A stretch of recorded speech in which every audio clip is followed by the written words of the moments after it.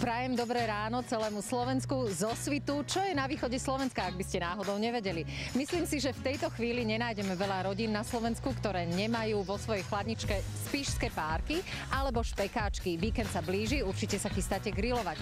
No a my vám v najbližších minútach ukážeme, ako sa spišské párky a špekáčky vyrábajú. Poďme dovnútra. O malú chvíľu vstúpime do výrobne spišských párkov a špekáčok a ostatných mäsových výrobkov a je to tu naozaj prísne. Pani Tužinská, práve sa nachádzame v prvej miestnosti, kde začína výroba. Aká je to miestnosť? Tak nachádzame sa v chladiarni a na rozrábke bravčových polovíc. Bravčové polovice, ako tu vidíte, nakupujeme prevažne od slovenských dodávateľov. Slovenské mäso je veľmi kvalitné, doporučujem, len bohužiaľ kapacity slovenských poľnohospodárov nestačia na naše požiadavky. Napríklad tu máme bravčové polovičky z Belgicka alebo nakupujeme z Nemecka. Dobre, keď vám príde mäso v takomto stave, čo sa s ním deje ďalej?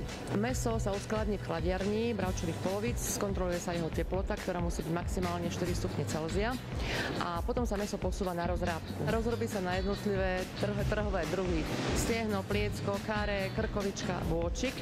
Pri tom opracovaní bravčového mäsa vznikajú tzv. Bravčové orezy a tie sa používajú na výrobu mäsových výrobkov. Aha, čiže tak to nie je tak, ako ľudia hovoria, že do párkov sa dáva len ten zvýšok a všetko, čo ostane, ale spracováva a vyberá sa z tých orezov to kvalitné mäso, ktoré ide do tých párkov a špekáčikov? Áno. Hovoríte, že práve spišské tradičné párky musia mať presný objem hovedzieho a bravčového mäsa. To je hovädzie mäso s obsahom tuku maximálne 10%, čiže chudučké hovädzie mäsko. Toto je bravčové chudé mäso, obsah tuku maximálne 20% a bravčové mäso s obsahom tuku maximálne 50%. Tento mix všetkých týchto výrezov sa dáva do spišských párkov, presne ako nám stanovuje chránená receptúra.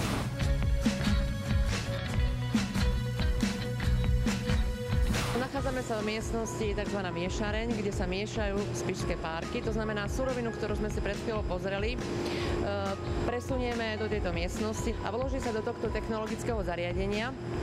Pridajú sa k tomu koreniny, to znamená sladká a štipľavá paprika, soľ a zamieša sa to spolu s vodou na jemné homogénne dielo. Tak, aby tie párky mali vynikajúcu chuť, aby boli dostatočne štipľavé, mali dobrý skus a dobrú konzistenciu. Tu sa spišské párky plnia do baraních črievok a získavajú svoju konečnú podobu. Baranie črievka sú tiež zapísané v chránenej receptúre a keďže sú prírodné a majú dobrý skus, nemusíte spišské párky odbaľovať. Už o chvíľu si ukážeme, aká je cesta párkov a špekáčikov až k vám.